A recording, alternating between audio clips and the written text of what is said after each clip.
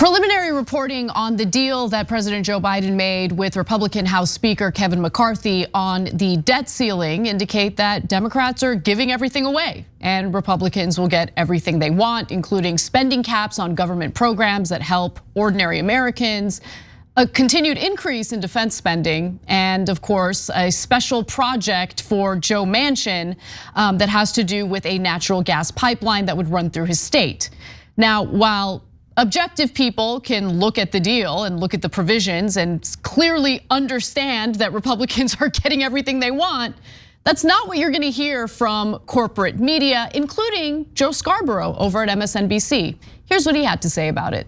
You actually have in Joe Biden and here Kevin McCarthy, but you have a Democratic president and Republican Senate and now House that have worked together in pretty historic ways over the past year and a half, getting bipartisan legislation. And let's look at Kevin McCarthy really quickly here. This is Kevin McCarthy, who many said for quite some time, for good reason, were concerned that he was going to go sideways on supporting freedom fighters in Ukraine. We heard him shut down that Russian reporter, said get out of their country, stop killing their children, stop committing war crimes. And here, you know, the nation's economy was on the line, and you know he behaved responsibly. Biden behaved responsibly. They were grown-ups.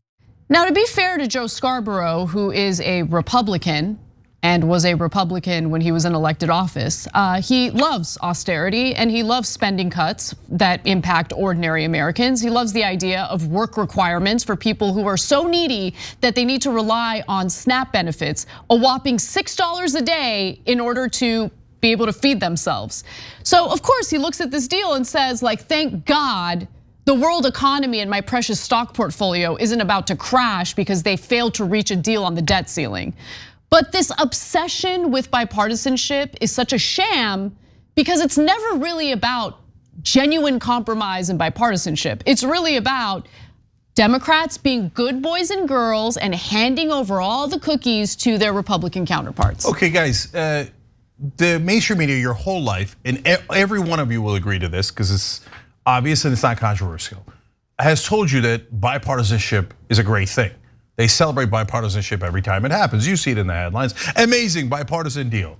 They never say like terrible bipartisan deal, unfortunate bipartisan deal. I've never seen it in my whole life, neither have any of you, right?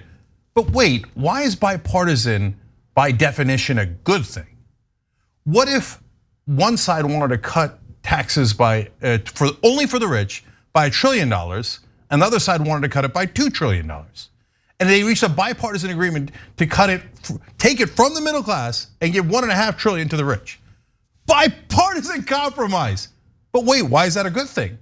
Nobody agreed to that. In fact, 76% of Americans want tax increases for the rich.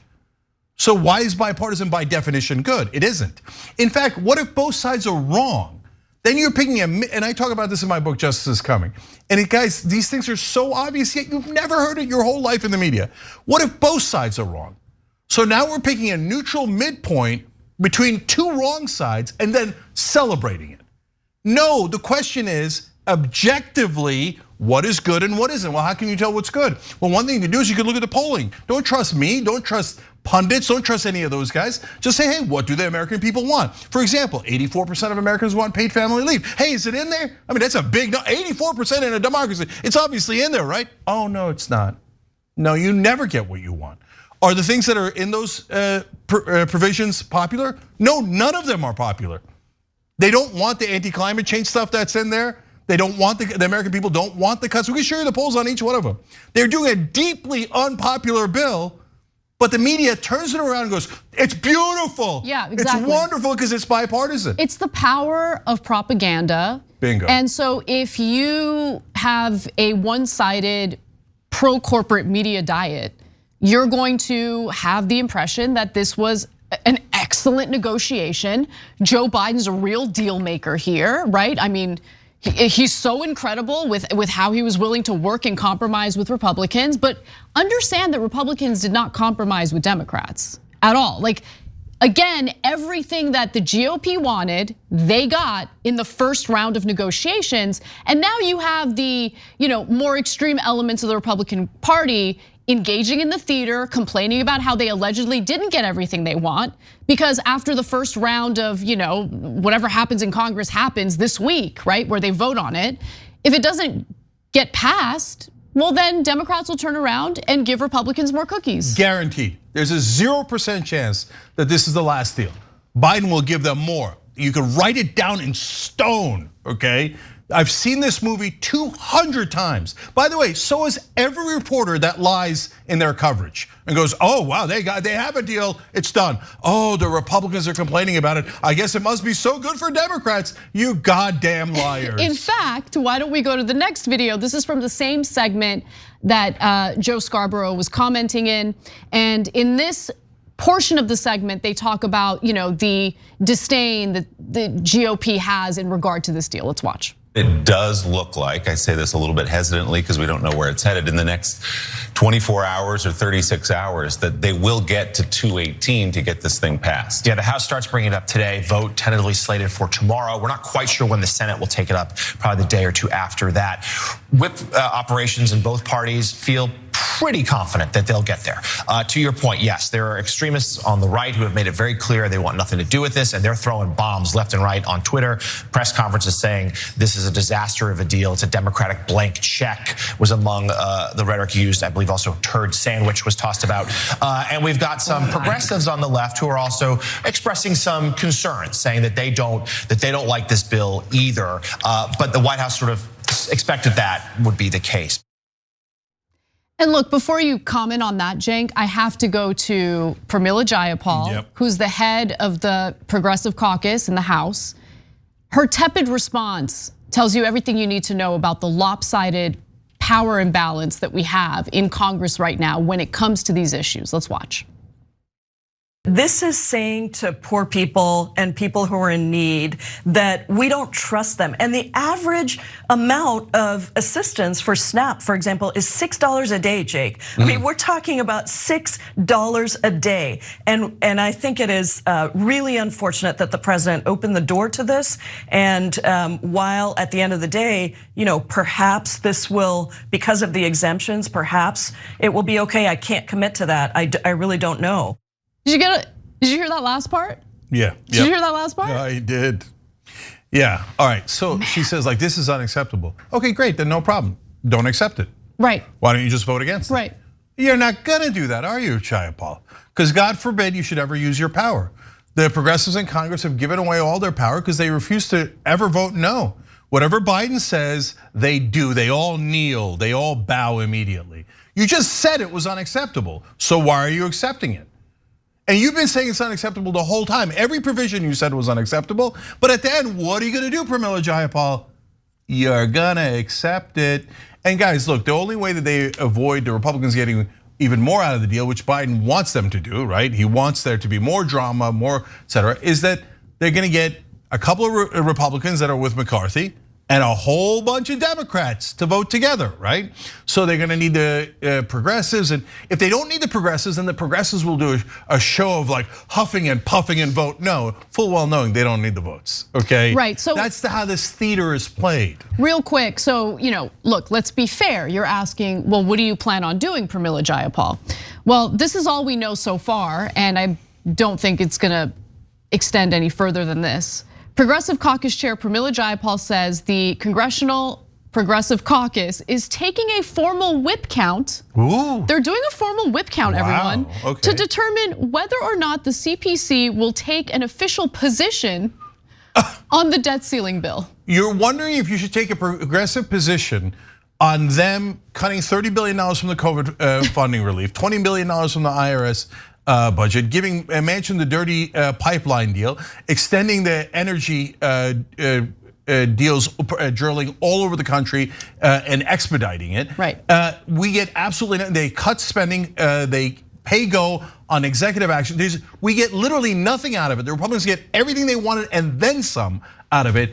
And you're considering whether you're gonna say progressives are theoretically against it.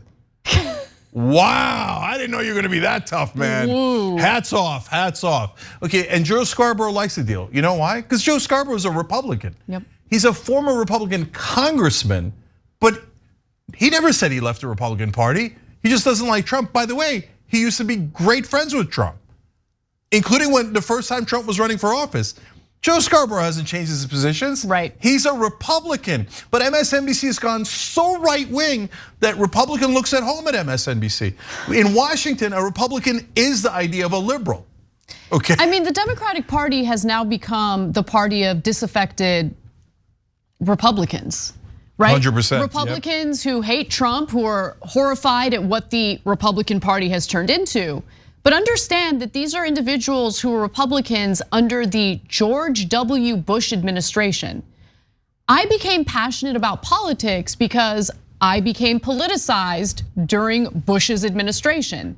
And let me just tell you something, I absolutely hated Bush's administration and the Republicans that were within that administration. So to turn around and now say, I'm gonna continue to support the Democratic Party as they have welcomed Bush-era Republicans into the party with open arms and are much more receptive to them as opposed to their own voters, as opposed to progressive policies. I mean, it's not a party that speaks to me at all at this point, at all.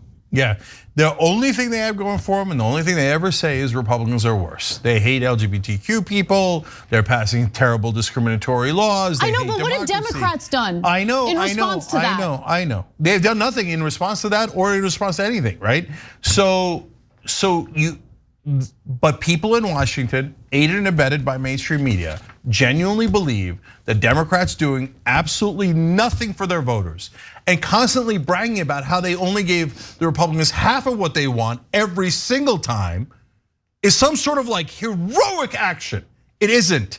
It's less than the bare minimum. So as they lie to you, and by the way, our members are writing in right now saying, oh yeah, I saw it on MSNBC.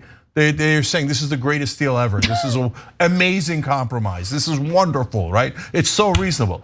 Just ask those lying anchors, what did the Democrats get? And saying, well, they stopped the Republicans from complaining about the debt ceiling is not a thing. You could just use the 14th Amendment and be done with it.